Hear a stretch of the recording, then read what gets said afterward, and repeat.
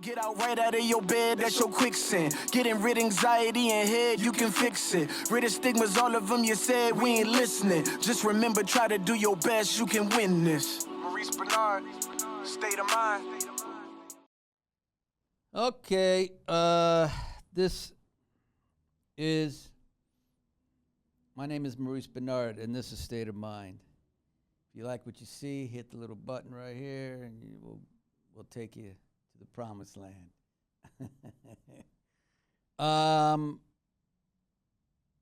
First, I want to say the reason that we have Kanye West and Britney Spears is I'm not going to get into it right now. I'll probably get into it later.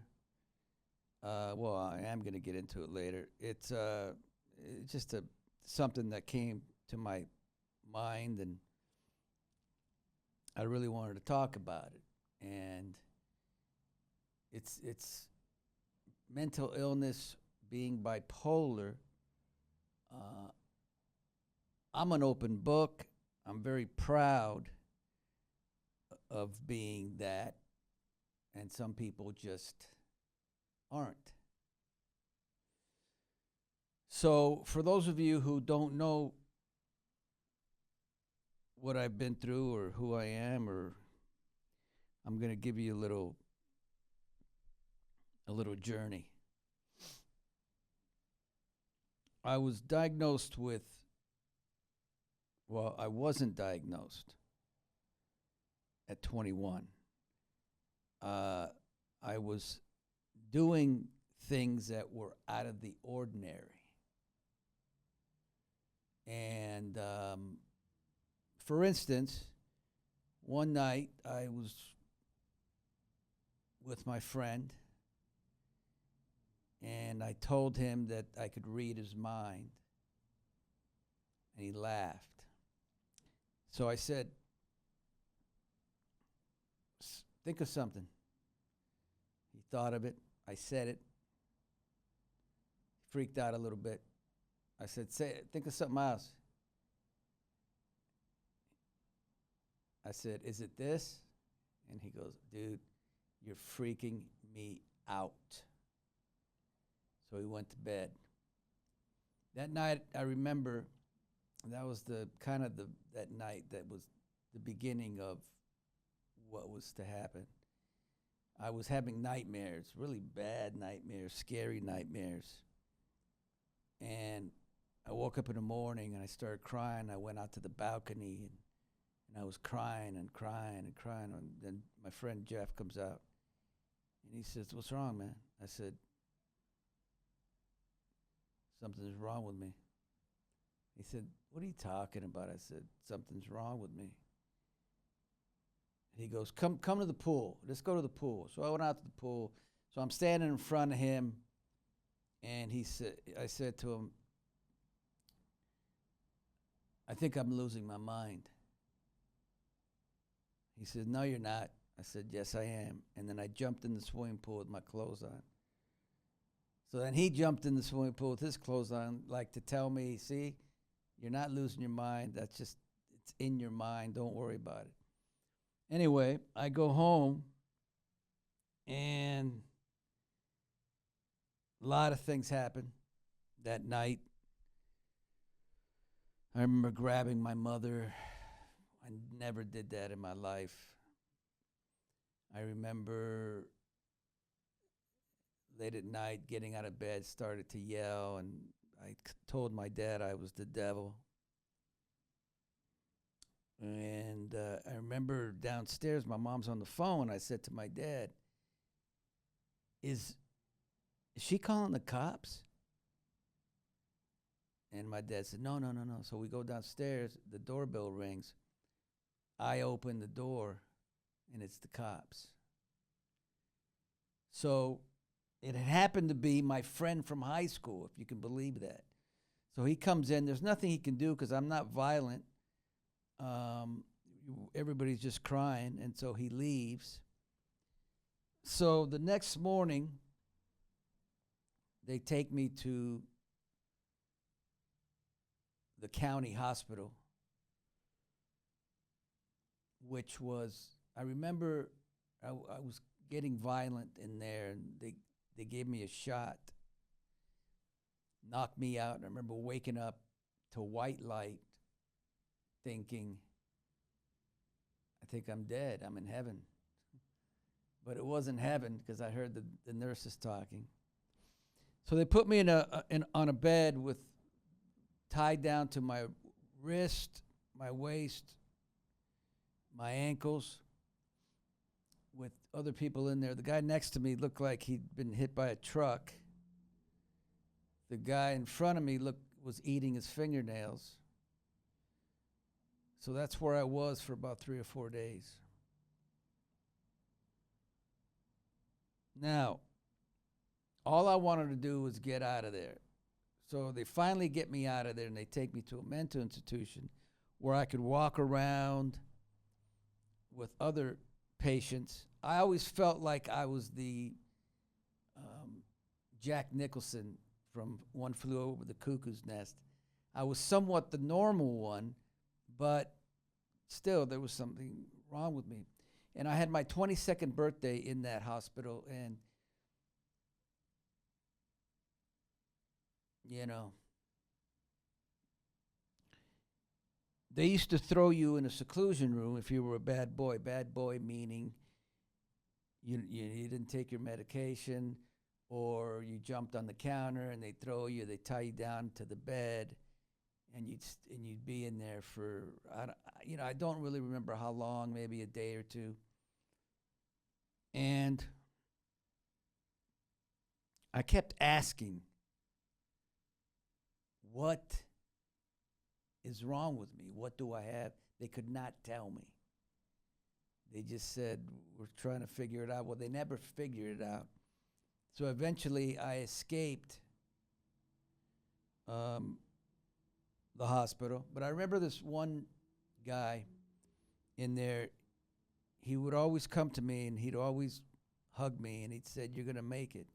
You're going to make it. And it was like, I always wondered why he kept telling me that when I didn't believe that I was. And I came back to that hospital once I had gotten all my children, soap opera.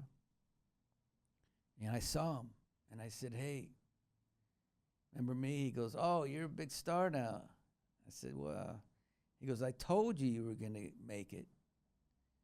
And I said, how did you know? He said, because I was in Vietnam for over a year in a hospital, and I made it.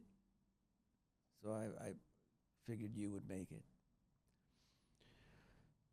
So I escaped that hospital, and after the medication wore down, I became depressed for like 8 months. And it was very, very difficult, the depression that I went through. But anyway, I went to a doctor, Dr. Noonan, Charles Noonan is his name. And he's a friend of mine now. He's the greatest. And I went in there, and he kept writing something on a piece of paper, and he said to me, he looked up, and I said, yeah. He goes, you're manic depressive. I said, what does that mean? He goes, I'm going to put you on lithium,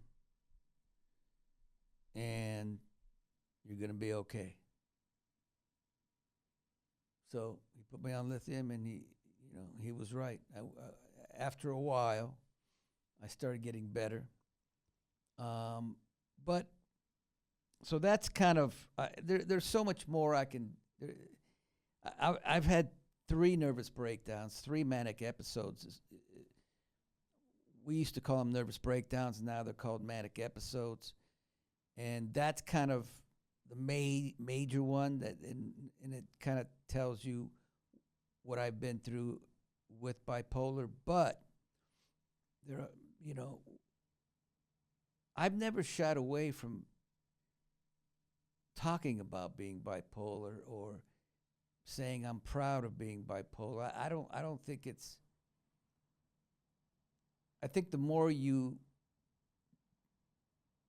hold it in, not talk about it, the harder it is. So, which brings me to Kanye West and well, let me talk about Kanye West first. Britney Spears. Kanye, about I don't know how long ago, he was on a stage, and I said to my wife, because he was saying things to the audience and crying, and I said they're gonna put him in a hospital. I know it. And sure enough, a couple of days later, they put him in a hospital. Now, I want to say that I'm not a doctor. I'm not a professional in any way. I've only lived with bipolar for over close to 40 years. And so I can kind of see signs and everything, but the problem that I have is somebody like Kanye West, who he has an album that says bipolar is my superpower or something like that. So he admits that he's bipolar, but obviously, or I don't know because I don't know him, but he doesn't take his medication. And the problem with bipolar is if you don't take your medication, you're just going to keep having breakdowns. And somebody like him, with his influence, he's starting to lose a bit of that. And being who he is, the amount of people he could help by admitting either that he doesn't take his medication or he does take his medication and it's not working, whatever it is, just to talk about being bipolar. He could help millions. You know, last time I saw him in a video, he was wearing like a Ku Klux Klan black outfit with a hood, and I just believe that he keeps going through these manic episodes. And problem is, if you're over 18, nobody can force you to do anything. That's where it is a problem. When it is apparent to whoever's watching that there's something going on. Like I said, I'm not a professional. I'm not a doctor. I'm not close to him, so I don't positively know. I'm just making an assumption. But to me, obviously, he's been going through a lot. Britney Spears. It's the same situation. I mean, now I don't think she's admitted to being bipolar, but I think a long time ago they said she was. It seems to me like she's going through. Look, you can't dance every day on Instagram. Like, it just seems out of the ordinary. Something's happening with her. Now, where all this ends up with Kanye, with Britney, with whoever else that isn't getting help, I don't know where it's going to end up, but where it can end up is scary. And unfortunately, their loved ones, there's not a lot they can do because you're dealing with adults. But I will say this. I will continue to do my show, State of Mind. Very proud of it for just so many reasons. I get to have people come in here, get deep, cry, laugh. I get to hear their life stories.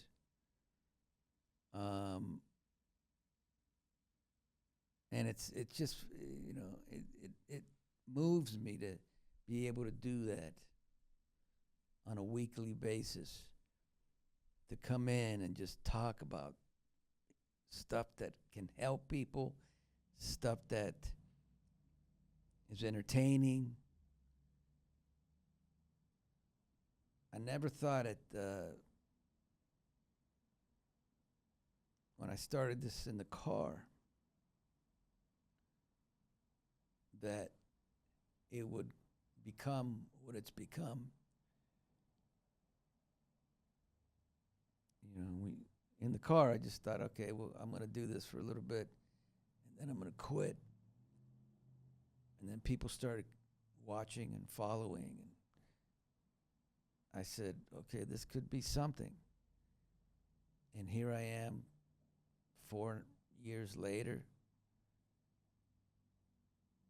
and it's well worth it. I appreciate it. I thank you,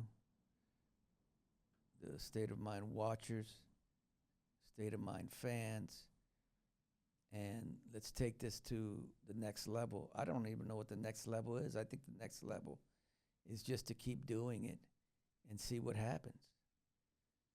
Who knows? All right. Thank you. State of Mind. See you next Sunday.